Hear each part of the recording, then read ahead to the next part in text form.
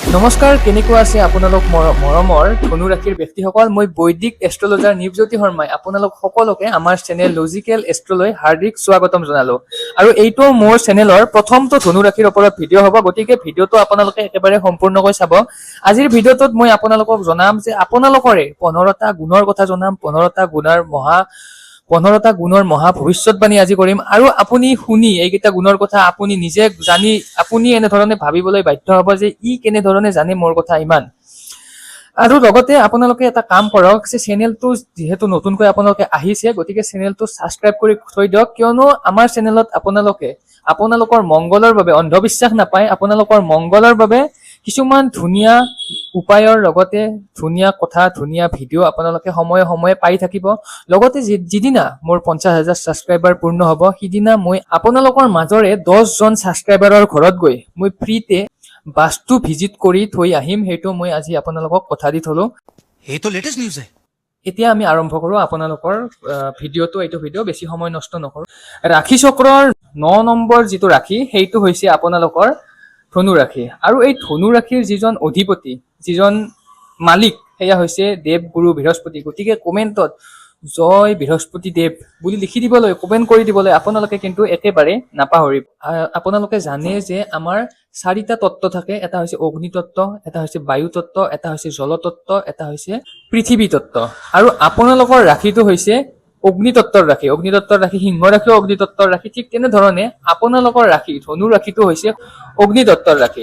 আৰু আপোনালোকৰ ৰাশিৰ যিটো প্ৰতীক চিহ্ন, সেইটো আপোনালোকে জানে যে ওপৰ ফালে আৰু তলৰ ফালে বেলেগ বেলেগ, অৰ্থাৎ অসুৰ আৰু মানৱৰ কনজাংচন আপোনালোকৰ ৰাশিৰ চিহ্নটো।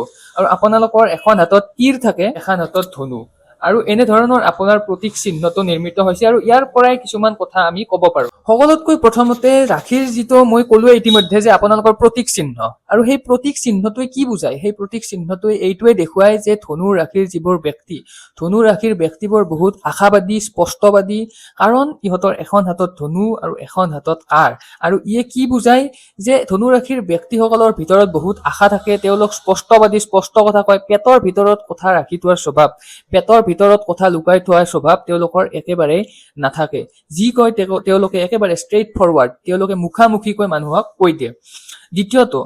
দ্বিতীয়টো হ'ল, মই ক'লোৱে যে আপোনালোকৰ হ'ল অগ্নিতত্ত্বৰ ৰাশি। আপোনালোকৰ অগ্নিতত্ত্বৰ ৰাশি, যেনেদৰে সিংহ ৰাশিৰ খং বহুত, ঠিক তেনেধৰণে আপোনালোকৰো খং বহুত। আপোনালোকৰ ভিতৰত কেতিয়া খং জাগ্ৰত হৈ যায়, কেতিয়া আপোনাৰ খং উঠি যায়, আপুনি নিজেও নাজানে। কিছুমান ব্যক্তি, ছাপ'জ মই কৈছো, কিছুমান ব্যক্তি যেনে কুম্ভ ৰাশিৰ এজন ব্যক্তি, তেওঁলোকৰ খং একেবাৰে নুঠেই। কোনোবাই আহি কিবা কৈ দিলে, কোনোবাই আহি বেয়াকৈ ক'লে, তেতিয়াও তেওঁলোকৰ বেছিভাগ খং নুঠে। কিন্তু আপোনালোক তেনেকুৱা নহয়। আপোনালোকৰ খং পটককৈ, কোনোবাই যদি কিবা এটা কৈছে আপোনাৰ গাত লগা কথা, আপোনালোকৰ খং পটককৈ উঠি যায়, আপোনালোকে বেছি কণ্ট্ৰল কৰিব নোৱাৰে। যিসকল অগ্নিতত্ত্বৰ ৰাশি হয়, যেনে মেষ ৰাশি হওক, সিংহ ৰাশি হওক, ধনু ৰাশি হওক, এইসকল ৰাশিৰ খং বেলেগ কেইটা ৰাশিৰ তুলনাত বহুত বেছি থাকে। এতিয়া আমি আহো 3 নম্বৰ। 3 নম্বৰটো কি? যে আপোনালোকৰ মালিক, অৰ্থাৎ আপোনালোকৰ ৰাশিৰ যিটো অধিপতি, সেইটো কোন? আপোনালোকৰ ৰাশিৰ অধিপতি হৈছে দেৱগুৰু বৃহস্পতি। মই কৈছো ইতিমধ্যে। দেৱগুৰু বৃহস্পতি কি? দেৱগুৰু বৃহস্পতি হোৱাৰ ফলত কি হ'ল আপোনালোকৰ? দেৱগুৰু বৃহস্পতি হৈছে জ্ঞানৰ কাৰক। আৰু ইয়াৰ ফলত কি? আপোনালোকৰ জ্ঞান বহুত, আপোনালোক মাল্টি টেলেণ্টেড হয়। অকল এটা কামে নাজানে, আপোনালোকে বহুকেইটা কাম জানে, অৰ্থাৎ জ্ঞান বহুত, বুদ্ধিমত্তা বহুত, আৰু তীব্ৰ বুদ্ধিৰ অধিকাৰী হয় আপোনালোক। চতুৰ্থতে, সময় নষ্ট নকৰো, একেবাৰে ডাইৰেক্ট কৈ গৈছো মই। চতুৰ্থতে কৈছো, ধনু ৰাশিৰ ব্যক্তি স্পিৰিচুৱেল কানেকশ্যন বেছি থাকে। ধনু ৰাশিৰ ব্যক্তিৰ আধ্যাত্মিক বহুত থাকে, বহুত বেছি আধ্যাত্মিক। বেলেগ ৰাশিৰ তুলনাত ধনু ৰাশিৰ ব্যক্তিক দেখা পোৱা যায়, কাৰণ গুৰু, মই ক'লোৱে বৃহস্পতিও আধ্যাত্মিকতাৰ কাৰক। ৰাশিৰ যিহেতু মালিক আপোনালোকৰ বৃহস্পতি, গতিকে আধ্যাত্মৰ ফালে বৃহস্পতিয়ে আপোনালোকক বেছিকৈ লৈ যায়। কিছুমান মানুহে যেনেধৰণে ভগৱানক বিশ্বাস নকৰে, বহুত নাস্তিক মানুহ থাকে পৃথিৱীত, কিন্তু এই ধনু ৰাশিৰ ব্যক্তি নাস্তিক। বেছিভাগ ক্ষেত্ৰত ধনু ৰাশিৰ ব্যক্তি নাস্তিক নাথাকে। বেছিভাগ নাস্তিক বেলেগ ৰাশিৰ ব্যক্তিয়ে সাধাৰণতে হোৱা দেখা যায়। হিন্দু হওক, মুছলিম হওক, আপোনালোকে সদায় নিজৰ যিজন ভগৱান, নিজৰ যিজন ইষ্টদেৱ, ভগৱানে হওক, আল্লাই হওক, নিজৰ ধৰ্মক কেতিয়াও ধনু ৰাশিৰ ব্যক্তিয়ে এৰি দিবলৈ সাধাৰণতে টান পায়। 5 নম্বৰতে, এওঁলোকে মকৰ ৰাশিৰ দৰে নিজৰ পৰিয়াল আৰু কৰ্মক একেলগে স্থান দি চলিব পাৰে।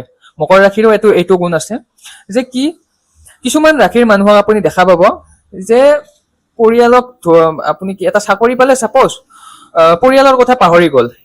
কিবা এটা এজনী ছোৱালীক ভাল পালে, পৰিয়ালৰ কথা পাহৰি গ'ল, মাক দেউতাকক পাহৰি গ'ল, ক'ৰবাত সংস্থাপিত হ'ল, মাক দেউতাকক পাহৰি গ'ল, বা নিজৰ পত্নীক বিয়া কৰাৰ পাছত পত্নীক বেছি মৰম নকৰা হ'ল, বা স্বামীক বেছি মৰম নকৰা হ'ল, কিবা এটা কাম পাই। তেনেকুৱা আপোনালোক নহয়। অৰ্থাৎ পৰিয়ালেই হওক, মা দেউতাই হওক, নিজৰ কৰ্মই হওক, সকলো সমানে লৈ যাবলৈ আপোনালোকে সদায় ট্ৰাই কৰে।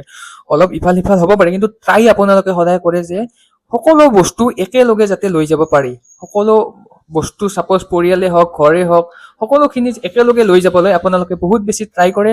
বেলেগ মানুহৰ নিচিনা আপোনালোকে এনেকুৱা নহয় যে চাকৰি এটা পালো, মা দেউতাৰ যি হয় হ'ব আৰু, বা পৰিয়ালৰ যি হয় হ'ব আৰু, চাকৰিটোতে পুৰা একদম কামতে লাগি যাওঁ।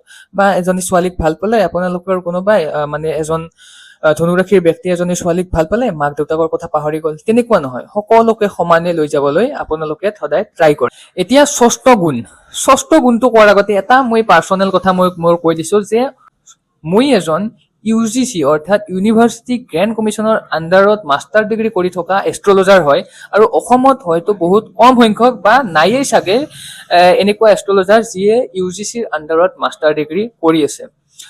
আৰু কথাটো হৈছে যে বহুতে মোক দিনত আপোনালোকে ফোন কৰে, ভিডিঅ' দিয়াৰ পিছতে প্ৰত্যেক দিনাই মোৰ 15টা-16টা দৈনিক কল থাকে, আৰু বেছিভাগ কলত মোক কয় যে মই ফ্ৰীতে চাই দিব লাগে। মই কিন্তু ফ্ৰীতে কাৰো কুণ্ডলী বনাই চাই নিদিওঁ।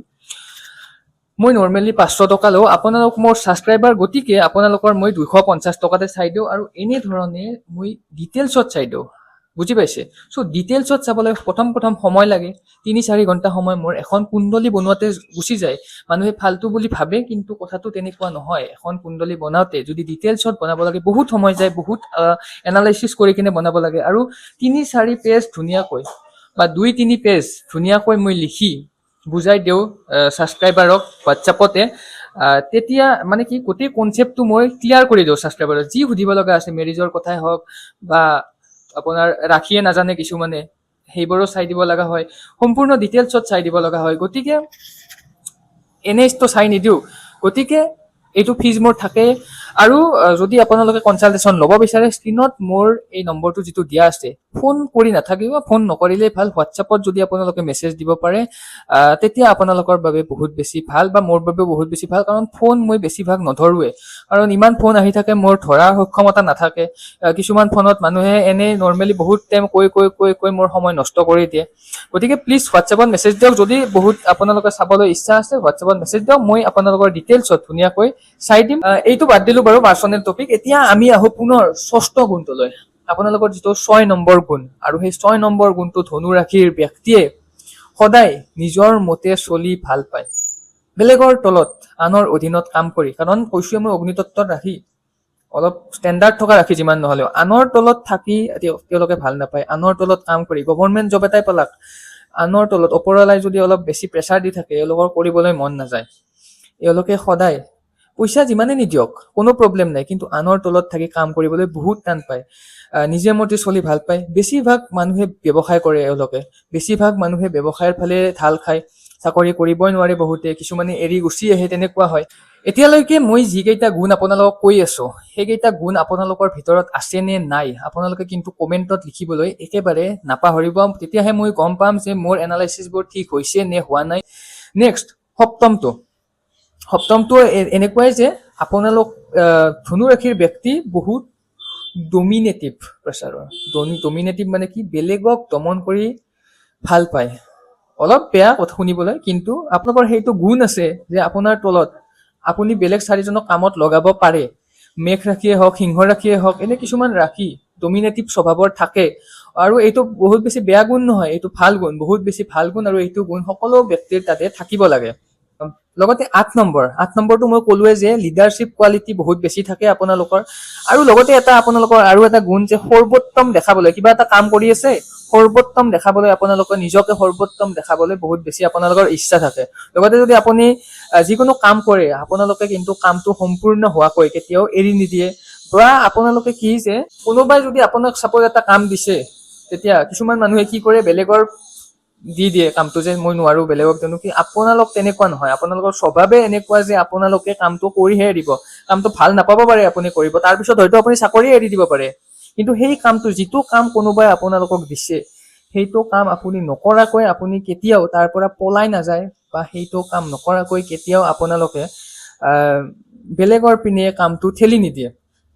মোক আৰু লগতে মই ক'লোৱে যে আপোনালোকৰ লিডাৰশ্বিপ কোৱালিটি বহুত বেছি ভাল। আৰু লিডাৰশ্বিপ বুলি কোৱাৰ লগে লগে মোৰ এটা কথা মনত পৰিল। কালি এইজন ল'ৰাই মোৰ তাত কুণ্ডলী দেখাব আহিছিল, আৰু এই ল'ৰাজনৰ driver number 1, life path number 1 নিউমাৰলজি মতে, লগতে জন্ম ৰাশি, এও অগ্নিতত্ত্বৰ ৰাশিৰ ল'ৰাজন। মংগলৰ মহাদশা চলি আছে, বহুত বেছি ভাল, মাংগলিক দোষ নাই।